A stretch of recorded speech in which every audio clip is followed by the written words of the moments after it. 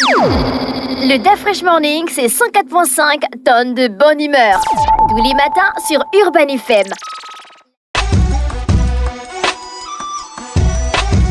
Vous êtes sur les 104.5 Urban FM, la station urbaine, et vous écoutez Luda Fresh Morning, le réveil matinal, le plus de la capitale sur la radio. La plus de la capitale, il est exactement 7h34. Jean-Paul est avec nous dans le studio. Jean-Paul, bonjour. Bonjour la fraîche. Comment tu vas ce matin? Ça va. Tu as passé un bon week-end? Oui, super. Tu as fait quoi comme activité? En mode repos et en mode cinéma. D'accord. Okay. J'en ai énormément profité. J'ai terminé Equalizer 3, j'ai entamé la série. Ah, tu as finalement regardé Equalizer 3? Oui. Comment tu as trouvé? Bon, moins bon que les deux précédents. Il y a moins de scènes d'action. On n'a pas le même avis. Je trouve qu'il y a moins de scènes d'action, mais j'ai comme l'impression qu'on voulait ménager Denzel Washington dans le film. Physiquement parlant, je veux dire. En dehors de la première scène du début, où on voit vraiment, on le voit vraiment en action. Je pense que pour le reste, c'est... Je pense que les gars, Fuka a monté le niveau. C'était beaucoup plus l'action, et là on se retrouve dans une situation où c'est beaucoup plus le mind. Le côté humain ils ont mis en avant. Parce que c'est pas une machine à tuer, c'est quand même quelqu'un qui a des émotions, qui a des sentiments. Je pense que c'est ce côté-là. Et autre chose?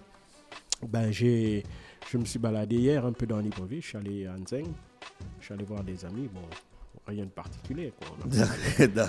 Un moment ensemble. J'ai l'impression que toi, tes week-ends se ressemblent. Hein? Oui, mes week-ends se ressemblent. Moi, tu ne vas pas à la pêche, tu ne vas pas à la découverte de ton pays, aller dans des quartiers que tu as... bien envie. Il y a des quartiers à Libreville que tu n'as jamais mis les pieds. Oui. Ça... Aller découvrir des quartiers comme ça. Oui, il y a plein de quartiers. Enrichir ton expérience. Tout ça. Enrichir ton expérience sociale. Non, mais comme je suis à pied... Mais au contraire, on visite un quartier à pied. Non, je veux dire, moi je ne vais pas partir de chez moi en taxi jusqu'en Ngondje et dire que je vais aller découvrir tel ou tel endroit. Moi je trouve ça fatigant. Au moins quand j'avais la voiture, je peux arriver jusqu'à un endroit. Si tu étais dans un autre pays, tu aurais fait ça? Un autre pays, non, pas du tout. Par contre, si moi... Non, moi c'est une question de moi. S'il y a des choses que j'ai envie de découvrir, et j'ai eu la chance déjà à mon niveau, j'ai fait tout le Gabon. Il n'y a pas une province dans laquelle je ne suis pas parti. J'ai déjà fait toutes les provinces. C'est à cause du travail. Mais j'ai aussi un peu provoqué ça. Parce qu'il y a eu des occasions, non, pas forcément. La première fois que moi je suis arrivé, par exemple, à Gamba, c'est parce que j'avais des amis qui étaient là-bas. Je travaillais, j'ai eu des congés, je suis parti. Vraiment à l'aventure. Je suis arrivé, j'ai pris le bus jusqu'à Tchibanga. Tchibanga, on a pris après... jusqu'à Gamba. Ça m'avait permis de découvrir. Maintenant, j'avais même raté l'occasion d'aller plus loin, d'aller un peu dans la lagune là-bas, dans la zone de Setekama et tout ça. Là-bas, il y a des paysages. Ça, c'est des endroits qu'il y a beaucoup de Gabonais. Moi, j'étais un coin qu'on appelle Setekama. Il y a des coins que moi j'ai découvert, j'ai adoré. Moi, j'étais au Grand Canyon de Lekoni. Je suis allé visiter. J'ai été à la Lopé, regardez les plaines de la Lopé, c'est magnifique. Ou bien quand vous êtes dans la zone de Fougamou, la zone de Fougamou et Mouila, il y a des zones, il y a des endroits. Ou bien moi, j'ai été à Sindara. Sindara aussi, c'était là en balade.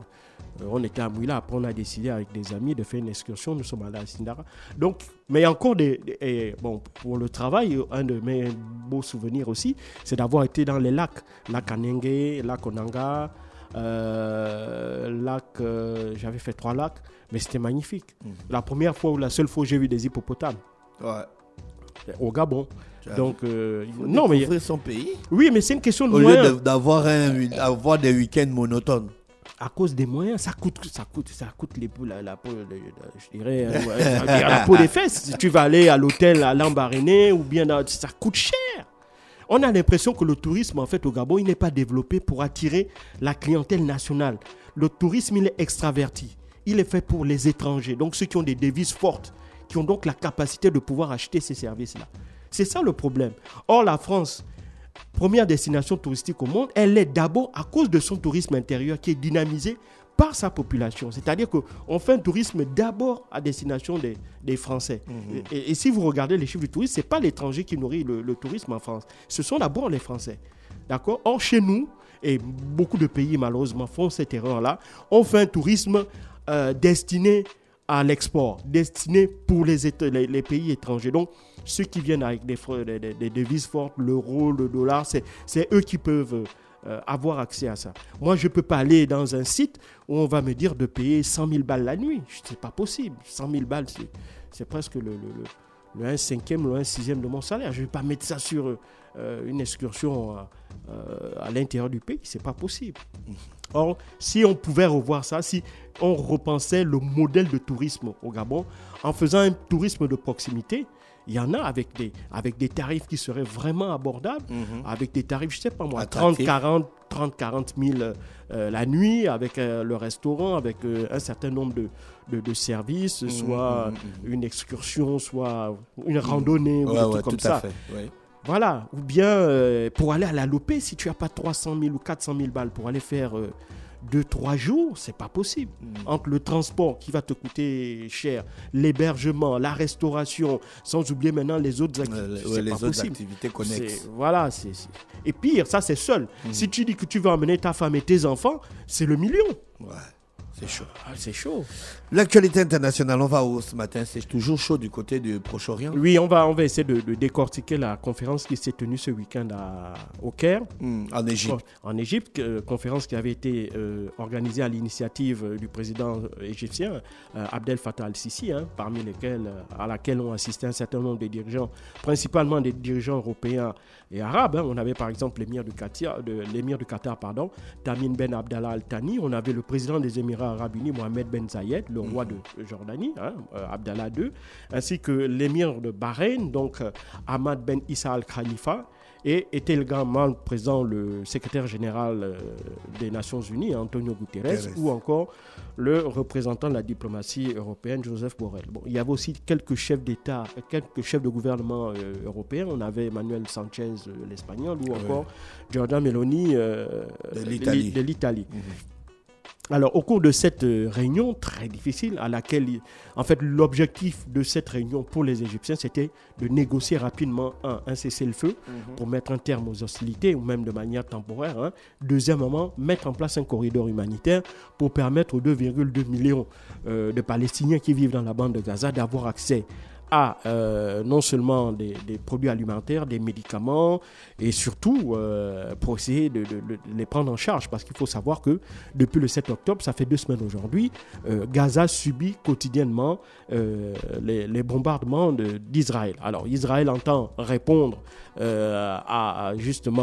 aux attentats du 7 octobre dernier qui ont fait 1400 morts parmi les Israéliens, et donc malheureusement ces bombardements aussi ont fait beaucoup de victimes civiles. Selon le ministère de la Santé de Gaza, qui est géré par le Hamas, ils estiment qu'à peu près 4600 Palestiniens ont été tués, dont à peu près 800 enfants. Donc, c'est une guerre déjà asymétrique, parce qu'on a d'un côté les moyens colossaux de l'armée israélienne, avec Tzahal, avec des avions, on s'apprête, selon les mots prononcé par le ministre israélien de la Défense, Yaef Galon, qui disent qu'ils sont en train de préparer une attaque imminente au sol, donc envoyer des troupes au sol. Bon, on a appris aussi que dans la nuit de vendredi à samedi, ils avaient envoyé un petit groupe d'éclaireurs israéliens pour essayer de pénétrer dans la bande de Gaza. Malheureusement, ils ont été très vite interceptés, ce qui veut dire que, évidemment, le bombardement intensif que les Israéliens mènent visait d'abord à anéantir les défenses du Hamas pour ensuite permettre une entrée sécurisée des troupes au sol. Donc on se rend compte que ce n'est pas encore véritablement le cas. Le Hamas a encore des hommes qui sont aux alentours de la barrière entre Israël et la bande de Gaza, et donc vraiment il y a encore des poches de résistantes qui sont là. Et donc c'était ça l'objectif. Et puis aussi, il s'agissait de relancer en quelque sorte le dialogue, les discussions entre Israéliens et Palestiniens pour parvenir à un accord de paix. Parce qu'il faut savoir que les accords d'Oslo, on veut relancer les accords d'Oslo, mais ça va être complètement compliqué. Parce qu'actuellement, les multiplications des zones de colonisation, notamment en Cisjordanie, ont fait qu'aujourd'hui, sur les 55% qui étaient destinés à Israël lors des accords d'Oslo, Israël occupe 88% du territoire de Cisjordanie aujourd'hui. Et donc ça fait que la Cisjordanie est devenue comme une espèce de gruyère dans laquelle il y a des petites poches de territoire palestinien qui sont entourées par des zones d'habitation de colons, avec l'objectif de basculer. Ils sont parvenus de basculer, si tu veux, au niveau de basculer au niveau de la concentration démographique pour faire de telle sorte que démographiquement il y ait plus d'Israéliens que de Palestiniens dans cette zone-là, et c'est malheureusement déjà le cas aujourd'hui. Alors donc maintenant la question était d'une part de relancer les discussions entre Israéliens et Palestiniens, parce que ces discussions étaient au point mort depuis environ 4-5 ans, où on n'en parlait plus du tout, surtout depuis la signature des accords d'Abraham en 2020.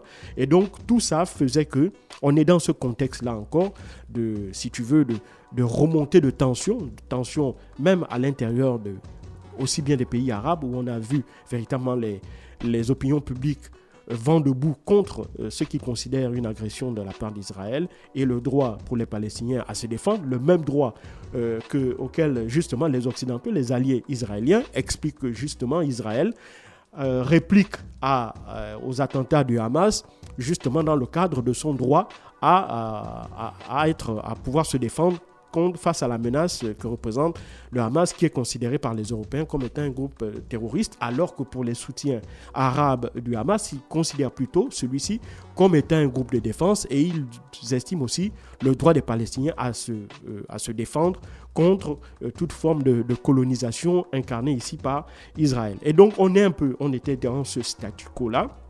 Et donc, à la fois, les Occidentaux qui demandaient aux pays arabes de faire reconnaître le Hamas comme étant une organisation terroriste, les Arabes faisaient plutôt reconnaître à Israël, demandaient aux Occidentaux de condamner justement les réponses de l'armée israélienne face aux attentats du 7 octobre, donc qui ont fait déjà plus de 4000 morts. Ce que les Occidentaux ont refusé de faire, ils n'ont pas condamné également qualifié de crimes de guerre les attaques israéliennes dans la bande de Gaza. Et donc c'était en vérité un véritable langage de sourds. Et donc pour sauver en fait cette réunion, parce que elle n'a même pas pu déboucher à une communication commune, il n'y a pas eu de déclaration commune, donc ça veut donc dire qu'en vérité ils n'étaient d'accord sur rien du tout. Et donc il fallait au moins sortir de là avec quelque chose. Les pays arabes ont quand même, et les pays occidentaux ont pu obtenir de la part d'Israël le fait que l'on ait un petit corridor humanitaire.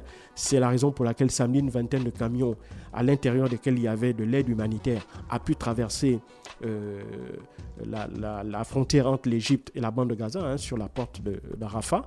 Et donc, dimanche, il y a 17 camions qui ont pu passer. Bien entendu, c'est bien en deçà des besoins des 2,2 millions de Gazaouis qui sont totalement démunis. Il faut savoir que depuis 2 semaines, il y a un blocus total qui est imposé par Israël sur la bande de Gaza. Ils n'ont pas l'eau, ils n'ont pas l'électricité, ils n'ont pas à manger, et donc ils n'ont pas de médicaments. Et bien entendu, leurs infrastructures sont régulièrement bombardées. On en a parlé ici avec l'attaque de l'hôpital de Gaza qui a fait environ entre 470 et 500 morts.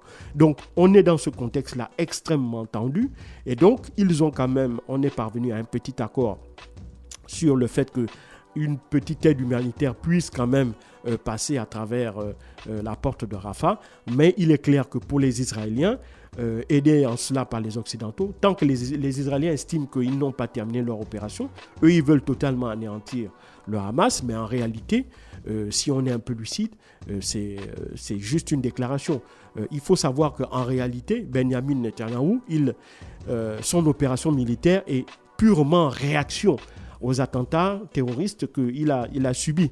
Et donc, en réalité, pour dire qu'on va aller éradiquer le Hamas, il faudrait déjà savoir au préalable où se trouve le Hamas dans la bande de Gaza. Or, lorsque l'on regarde les balbutiements de l'armée israélienne, qui pour le moment ne répond que par un pilonnement de l'artillerie et par l'aviation, donc des tirs de missiles et des tirs d'avions de bombardiers. Pour le moment, ça veut donc dire qu'ils n'ont absolument rien. Ils ont tenté de faire une petite excursion, comme je l'ai dit, envoyer des espèces d'éclaireurs pour essayer de voir là où ils pourraient éventuellement circuler dans la bande de Gaza. Ça s'est très mal passé, ils ont dû repousser chemin.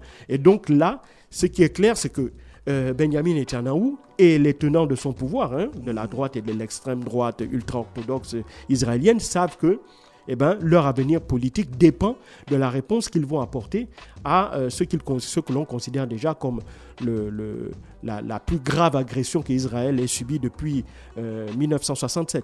Donc, depuis 1973, pardon. Donc, tout ça, évidemment, les Israéliens, enfin le gouvernement d'Israélien, va donc continuer pendant encore plusieurs jours, voire plusieurs semaines, son opération de pilonnage de la bande de Gaza. même si ils considèrent qu'ils ont demandé aux habitants de la bande de Gaza, ceux qui sont au nord de la bande, de descendre vers le sud, donc vers la frontière égyptienne. Ils avaient même demandé à l'Égypte d'ouvrir totalement la frontière pour permettre aux Palestiniens de sortir de la bande de Gaza et d'aller s'installer dans le désert du Sinaï, ce que les Égyptiens ont refusé parce que c'est exactement ce qu'ils avaient fait en 1948 lorsqu'on avait créé l'État d'Israël. Eh bien, on avait expulsé à peu près 750 000 Palestiniens vers la Jordanie en leur disant que ce n'était qu'une expulsion temporaire, qu'ils reviendraient plus tard s'installer en Palestine. Or, depuis 1948, ces Palestiniens-là vivent en Jordanie dans des camps. Donc, c'est cette période-là qui a été traumatisante pour les Israéliens, pour les Palestiniens, qu'ils appellent la Nakba, cet exil forcé de 1948, qui est vraiment resté comme un véritable traumatisme pour les Palestiniens. Donc, pour eux, il était hors de question de le reproduire avec une sortie par la porte de Rafah pour aller dans le désert du Sinaï. Donc, évidemment, et ensuite, les Égyptiens étaient totalement contre parce que Abdel Fattah el-Sisi il sait que son opinion publique égyptienne est largement en soutien avec le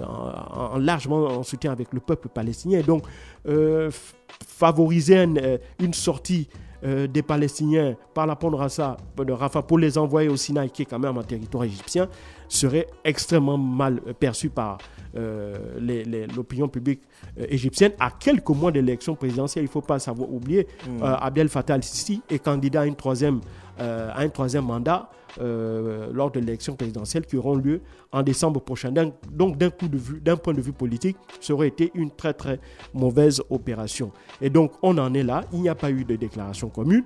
Tout au plus, les Américains et puis aussi ce qui était un peu prévisible, c'était qu'il y avait des absences notoires au cours de cette réunion-là. Il n'y avait pas les Iraniens qui sont les soutiens du Hamas, il n'y avait pas les Américains qui sont les premiers soutiens de l'État d'Israël, il n'y avait même pas les représentants du Hamas qui sont quand même l'un des belligérants directs de ce conflit, et il n'y avait pas non plus des représentants directs d'Israël qui est en position d'attaque actuellement vis-à-vis du Hamas et de la bande de Gaza. Donc face à l'absence de ces quatre acteurs principaux-là dans ce conflit, eh ben, il était tout à fait prévisible en réalité que rien de véritablement concret ne pouvait sortir de cette réunion.